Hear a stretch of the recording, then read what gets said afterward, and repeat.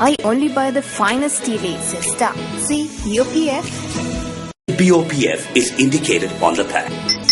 Sister, the art of tea.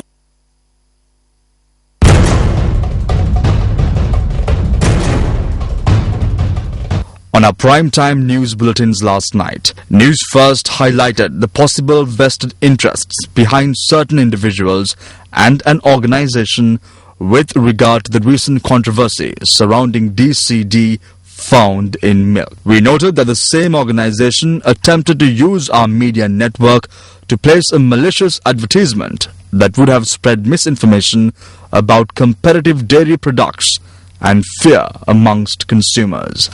The MTV-MBC media network rejected the airing of this advertisement not only because it was in clear contravention of accepted media ethics both locally and internationally, but also because it was directly flouting a directive issued by the Ministry of Health on the 17th of January 2013. In its communique, the Ministry of Health notes that all media networks should avoid publicizing advertisements contain false information and mislead the public. It also says that any commercial related to a food product must be in line with the Food Act number 26 of 1980 and the directives issued in 2000 on the labeling and advertising of food products.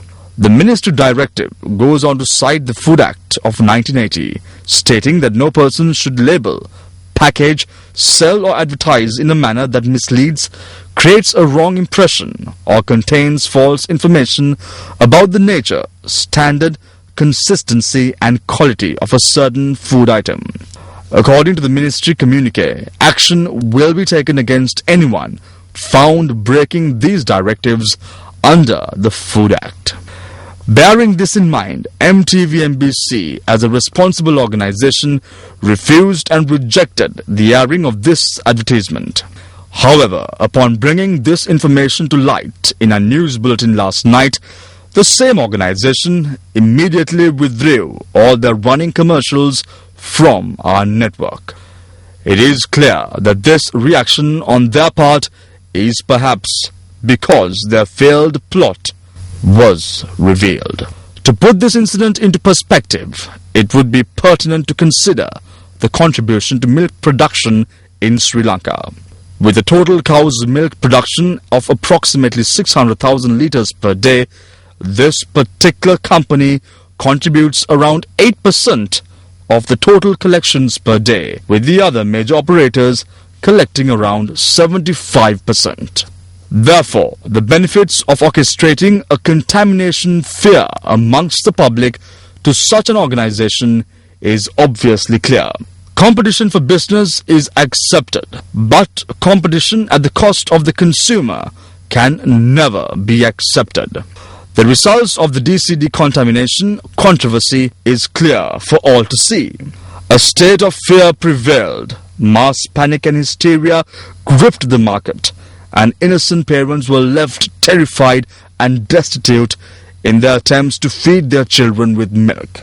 While individuals we highlighted in last evening's news bulletin serve to exacerbate this situation, their collective plot has now fallen apart. Nobody has a right to spread false, malicious information for their own narrow gains. These individuals are not qualified to comment on a matter of public nutrition, and the wrath of the public will be upon those who try and further their business interest at the expense of the very food families depend on.